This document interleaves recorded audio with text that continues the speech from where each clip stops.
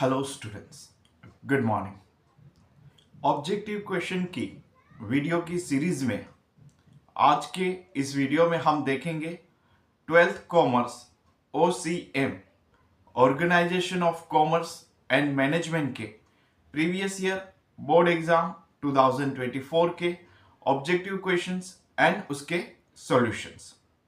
Students, हमने already discuss किए हैं कि आपका क्वेश्चन नंबर 1 जो कि कंपलसरी क्वेश्चंस रहता है, जिसके अंदर आपके 20 मार्क्स के ऑब्जेक्टिव्स आते हैं।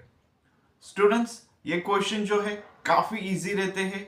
अगर थोड़ा सा लॉजिक लगाएंगे, थोड़ा सा पढ़ाई करेंगे, तो ये वाले क्वेश्चन में आप 20 आउट ऑफ 20 100% मार्क्स अच्छे से स्कोर कर सकते हैं। तो आइए हम लोग देखते हैं बोर्ड एग्जाम 2024 में कौन से ऑब्जेक्टिव क्वेश्चंस आए थे एंड उसके सॉल्यूशंस क्या है। Question number 1 A, select the correct option and rewrite the sentence. Students, ये आपका नॉर्मली फिलिंग द ब्लैंक्स है। आपको आंसर सिलेक्ट करना है, फुल सेंटेंस अपना आंसर शीट पे लिखना है एंड जो करेक्ट आंसर है उसे अंडरलाइन करना है। First, blank was regarded as the father of scientific management. A. Henry Fayol, B. F.W. Taylor, C. Philip Kotler.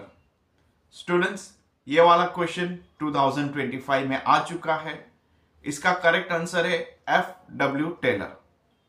Taylor जो थे, उन्होंने जितनी भी मैनेजमेंट थियरी इवॉल्व की थी, all are based on scientific experiment, इसीलिए उनको फादर ऑफ साइंटिफिक मैनेजमेंट कहा जाता है। So correct answer is F.W. Taylor. F.W. Taylor was regarded as the father of scientific management. Next, 2. Startup India is an initiative of blank. A. RBI, B. Government of India, C. World Bank. Student, ये जो initiative है ये government of India ने लिया है।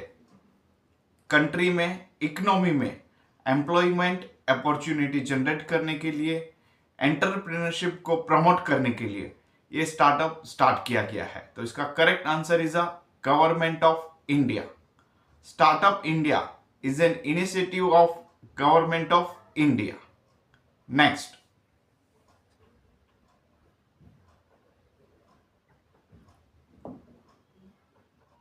3. Door-to-door service is provided by blank transport. A. Railway, B. Air, C. Road.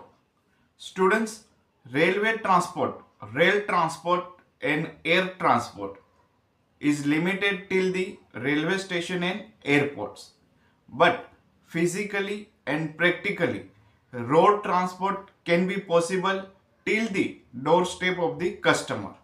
So इसका correct answer है road transport. Door to door service is provided by road transport.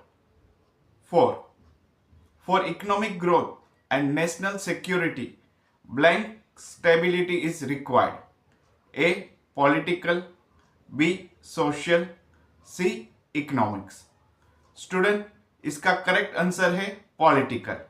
अगर political condition, political situation stable है तो बाकी सारे काम आसानी से कंट्री में, इकोनॉमी में होते हैं।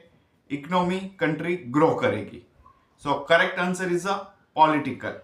For economic growth and national security, political stability is required. 5th, in India, the Consumer Protection Act was initiated in the year blank.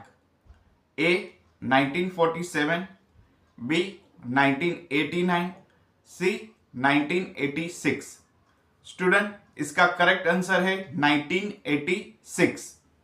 In India, the Consumer Protection Act was initiated in the year 1986. Next, B. Match the correct pair. Student, यहां पे आपको दो group दिए जाएंगे, group A and group B. Group A में कुछ items लिखी रहेंगी, उसके रिलेटेड आइटम्स आपको ग्रुप बी में से फाइंड आउट करना है एंड दोनों को मैच करना है एंड करेक्ट आंसर आपको आंसर शीट पे लिखना है।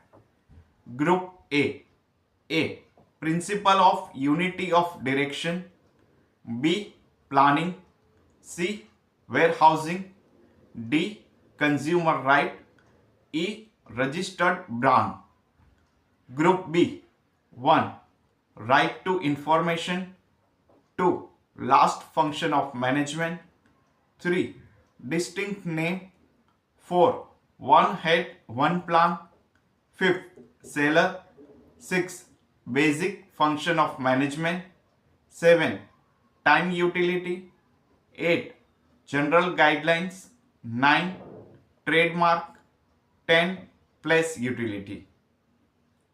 स्टूडेंट्स अब इसके आंसर्स है A principle of unity of direction. इसका करेक्ट आंसर है option number 1 one head one plan, यानी कि ऑर्गेनाइजेशन में जितने भी डिपार्टमेंट्स है सबका एक ही हेड होना चाहिए, सबका एक ही प्लान होना चाहिए, ताकि जो भी डिपार्टमेंट जो भी काम करेंगे वो एक पर्टिकुलर डायरेक्शन में काम करेंगे। So correct answer is option number 4 one head one plan. B planning.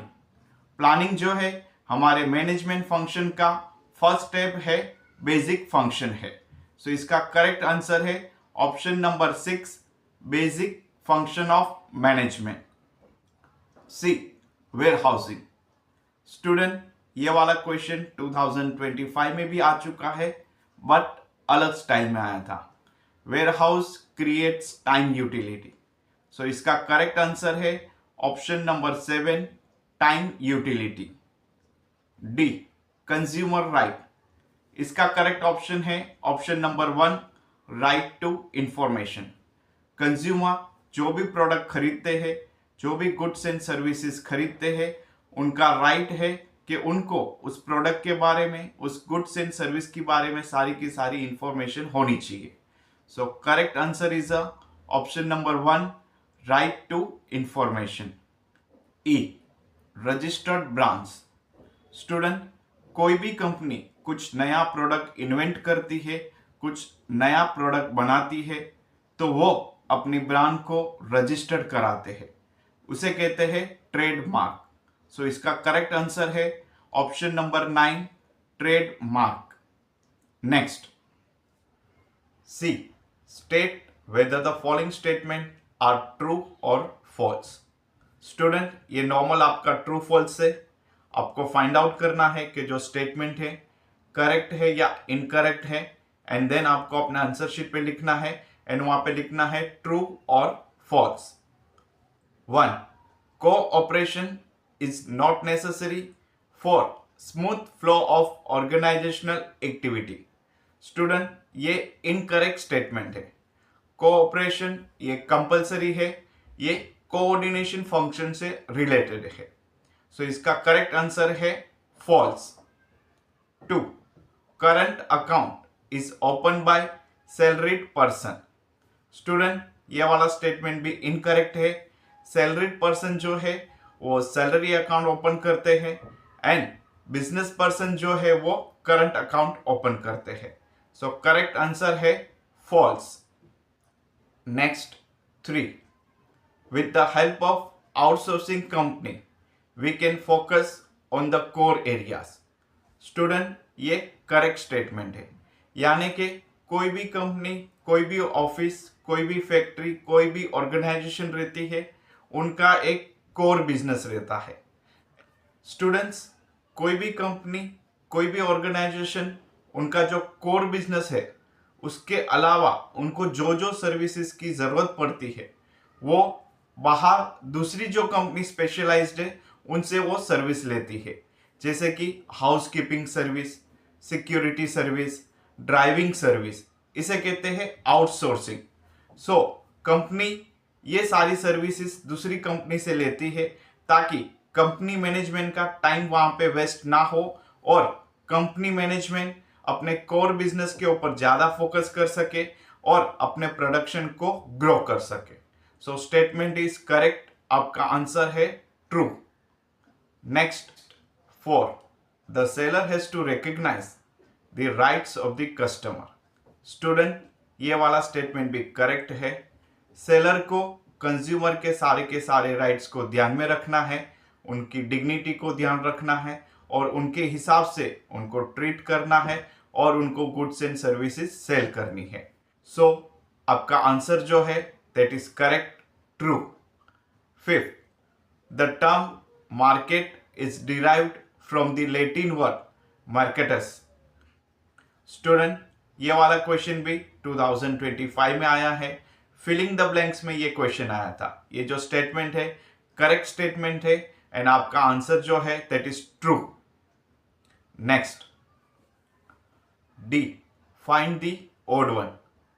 Students, यहां पे आपको group of words, group of concept दिए जाएंगे जिसमें से आपको एक इररिलेवेंट वर्ड को फाइंड आउट करना है एंड वही आपका आंसर है। 1, selecting, training, coordinating and placing. Students, selecting, training and placing ये जो है हमारा स्टाफिंग फंक्शन है उसके स्टेप्स है, जबकि कोऑर्डिनेटिंग वो अलग ही मैनेजमेंट का फंक्शन है। So correct answer is a coordinating. 2, NABARD, RBI, SIDBI and EXIM. Student, ये वाला क्वेश्चन भी 2025 में आया था। इसका करेक्ट आंसर है आरबीआई। नाबार्ड, सिडबी एंड एक्जिम ये सब इन्वेस्टमेंट इंडस्ट्रियल डेवलपमेंट बैंक है, जबकि आरबीआई जो कि सेंट्रल बैंक है।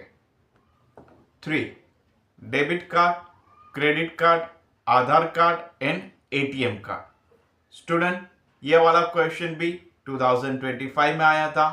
Debit card, credit card and ATM card, these are related to bank. So आपका करेक्ट आंसर है आधार कार्ड।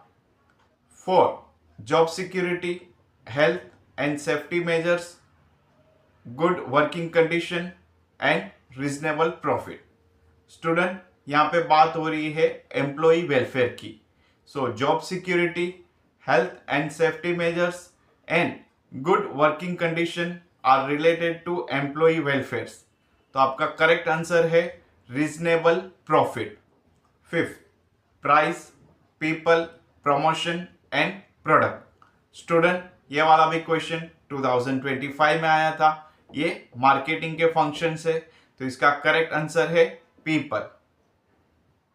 तो स्टूडेंट्स, ये थे हमारे बोर्ड एग्जाम 2024 के ऑब्जेक्टिव क्वेश्चंस एंड उसके सॉल्यूशन। अगर आपने ध्यान से देखा रहेगा तो सारे के सारे क्वेश्चन एकदम इजी है। अगर थोड़ी सी भी मेहनत करेंगे तो आप सारे के सारे क्वेश्चन अच्छे से अटेम्प्ट कर सकते हैं एंड 20 आफ्टर 20 100% मार्क्स अच्छे से स्कोर कर सकते हैं। एक सजेशन है, एक टिप है, ऑब्जेक्टिव क्वेश्चंस कोई भी चैप्टर में से आ सकते हैं। तो अगर आपने कोई चैप्टर स्किप भी किया है तो उसके ऑब्जेक्टिव्स अच्छे से याद कर लीजिएगा। Thanking you and keep studying.